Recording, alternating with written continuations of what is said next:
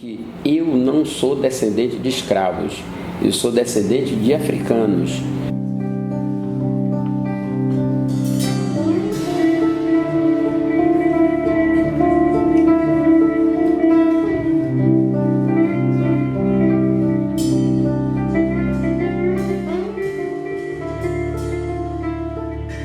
Por que as elites dirigentes do continente africano se juntaram com as elites dirigentes e comerciais do Ocidente para fazer de parcela do seu povo um negócio?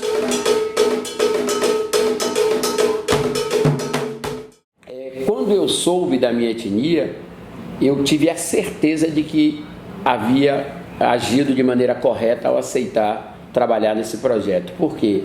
O senso comum sempre dizia que eu era ou de origem Yoruba, ou Yorubá, né, como preferem os brasileiros, ou que eu poderia ser de origem angolana. Quando eu fui a primeira vez ao continente africano, muita gente achava que eu poderia ser de origem etíope, por conta dos traços fenótipos que eu possuo. E aí, de repente, eu me descubro ticar. A minha etnia mesmo, ela tem na região 1.152 anos. Ou seja, é importante você saber que é originário de algo que está aí há milênios. Ou seja, que comprova algo que muitos já disseram, mas que eu fiz questão de afirmar na primeira entrevista que eu dei sobre esse projeto, de que eu não sou descendente de escravos, eu sou descendente de africanos. Escravos é uma contingência histórica, porque se fôssemos tratar por essa denominação, praticamente todos os povos do planeta Terra teriam que ser considerados também descendentes de escravos. Os chineses, eles são exímios artistas, principalmente na arte escultural. Eles fazem escultura e máscaras com uma maestria fantástica. E o primeiro contato que nós tivemos foi com a família real, por incrível que pareça. Eu fui recebido por aproximadamente quase que o povoado inteiro, tinha quase 2.000 pessoas na solenidade de recepção, que a gente chegou lá por volta de 8 horas da noite. E eles estavam muito ávidos porque era o primeiro brasileiro que eles identificavam como originários daquela etnia. E eu fui o primeiro que, além de ser brasileiro, tive coragem de ir até lá. Porque as pessoas tinham medo ou têm medo do Boko Haram, que está ali próximo, que vira e mexe, promove atentados. E eu disse, olha, se eu cheguei até aqui, descobri de onde eu venho, nada melhor do que saber quem é esse povo, quem são essas figuras. Então, a recepção foi maravilhosa. Eu não tenho que me queixar, pelo contrário.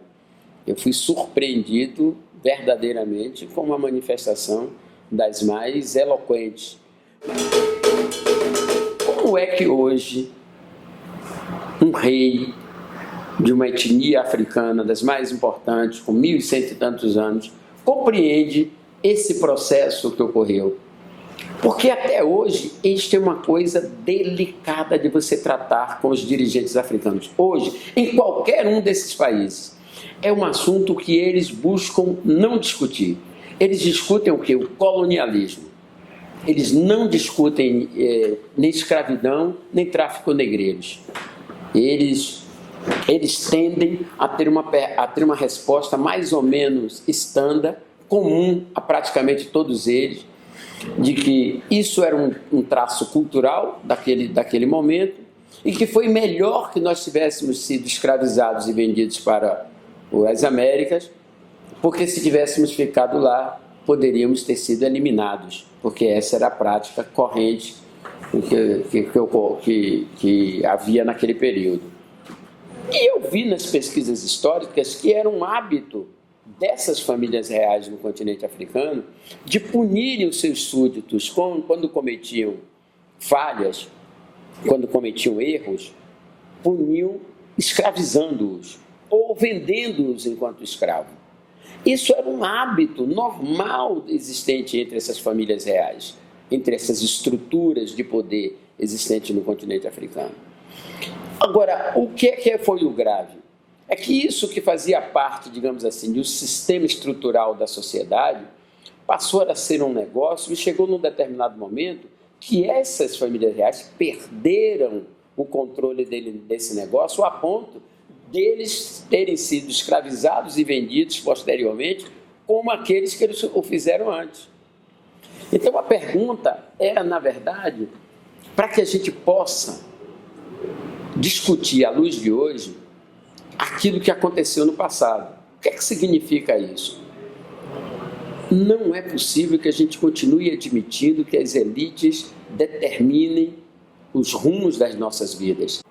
É evidente, eu quero deixar isso muito claro, de que isso não significa absolver ou eximir de responsabilidade o Ocidente, principalmente os europeus, por esse crime de lesa humanidade. Eles cometeram um crime, sim, porque eles foram os grandes operadores desse negócio. Eles foram os grandes beneficiários desse negócio. Foram não, continuam sendo até hoje, porque as consequências da escravidão continuam mais do que vigentes. A discriminação, o preconceito, a exclusão, a pobreza dos negros no Ocidente advém basicamente da estrutura escravocrata que cada uma dessas sociedades possui. Principalmente o mundo ocidental, o ocidental cristão, dito civilizado, fez uso de uma das atividades mais criminosas e negativas na história da humanidade para promover o seu desenvolvimento. É assim que o Ocidente se desenvolve, tendo como estrutura, tendo como elemento estruturante da sociedade a negação da liberdade do outro. Ou seja, é a mais-valia, a mais plena que poderíamos ter. O Brasil tem 500 anos, 400 foi sob o regime escravocrata. 4/5 da história do Brasil é sob o regime escravocrata, ou seja, é sob um regime criminoso. É um crime de lesa humanidade. Como a Bahia é a matriz, da relação escravista no Brasil, é a matriz do tráfico de escravos no Ocidente, o Porto da Bahia é aquele que recebeu o maior número de escravizados na história da humanidade. Estima-se que quase 2 milhões de escravizados aportaram aqui na Bahia ao longo dos 300 anos, 384 anos do período escravocrata. Isso dos estimados que vai entre 3 milhões e meio a 5 milhões que vieram para o Brasil. O processo colonizatório no Brasil, ele foi de tal forma sofisticado e bem sucedido que ele transferiu para as vítimas a responsabilidade do crime que eles cometeram. Então, no Brasil se forjou uma ideia de que o problema não foi a escravidão, o problema foi você ser negro. Se você não fosse negro, você não seria escravizado. Então, o processo de você se livrar da discriminação não é você acabar com a discriminação, é você branquear. Ou seja, todos os elementos negativos estavam vinculados não àqueles que promoveram a escravização, não àqueles que promoveram a exclusão, mas sim às vítimas desse processo. A culpa era deles. Então, a persistência do racismo no Brasil tem a ver com a persistência de um determinado grupo em manter os seus privilégios. Talvez a luta mais importante, a vitória mais importante que nós conquistamos no Brasil nos últimos 50 anos, eu acho que pós o processo abolicionista, foi exatamente as cotas. Porque ela rompeu com um status quo vigente na elite, na área do conhecimento, na área da capacitação. Não é à toa que nós conseguimos unir pela primeira vez no Brasil todos os grupos econômicos midiáticos, todas as empresas de comunicação do Brasil, todas elas se uniram contra as cotas. Fizeram campanha permanente contra as cotas durante 10 anos. E ainda assim, se você fizer uma pesquisa hoje, 63% da população é favorável à implementação das cotas enquanto mecanismo de redução da desigualdade social existente no Brasil.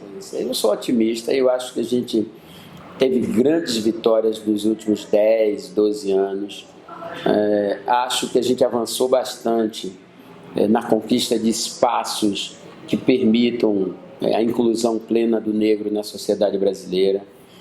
Acho que a sociedade brasileira, apesar de ter os seus bolsões de resistência radicais, diga-se de passagem, está muito mais aberta para tratar dessas questões e está muito mais propensa a admitir a necessidade de superação dessa questão. E eu creio que, se a gente continuar nessa caminhada, em breve nós poderemos chamar a sociedade brasileira de igualitária. Não igualitária no sentido pleno, mas minimamente civilizada, né, para o tratamento dessas questões.